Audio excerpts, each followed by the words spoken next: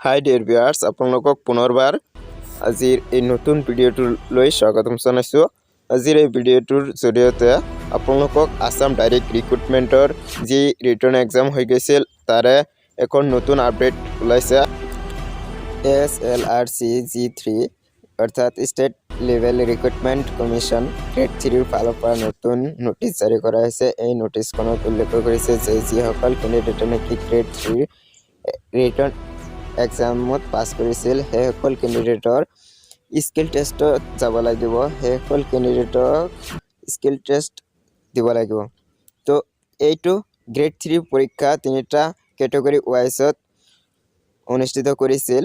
Category 1, 2 আৰু 3 তিনিটা কেটেগৰীত অনুষ্ঠিত কৰিছিল। কেটেগৰী 1ত এলিজিবল কেণ্ডিডেট আছিল যিসকল কেণ্ডিডেটৰ মিনিমাম কোৱালিফিকেশ্যন হায়াৰ ছেকেণ্ডেৰী অৰ্থাৎ ছেকেণ্ড ইয়াৰ পাছ কৰিছিল, 12 ষ্টেণ্ডাৰ্ড পাছ কৰিছিল, সেইসকল কেণ্ডিডেট এলিজিবল আছিল। সেইসকল কেণ্ডিডেটৰ স্কিল টেষ্টত যাব লাগিব। আৰু যিসকলে কেটেগৰী 2ত এপ্লাই কৰিছিল সেইসকলৰ মিনিমাম কোৱালিফিকেশ্যন আছিল যিসকলে নেকি বেচেলৰ ডিগ্ৰী পাছ কৰিছিল, মিনিমাম কোৱালিফাই আছিল বেচেলৰ ডিগ্ৰী পাছ কৰা। তাৰপিছত কেটেগৰী 3ৰ কেণ্ডিডেটসকল আছিল যিসকল কেণ্ডিডেটে নেকি যিসকল কেণ্ডিডেটৰ মিনিমাম কোৱালিফিকেশ্যন আছিল বেচেলৰ ডিগ্ৰী উইথ কম্পিউটাৰ আৰু লেবৰেটৰী চায়েন্স।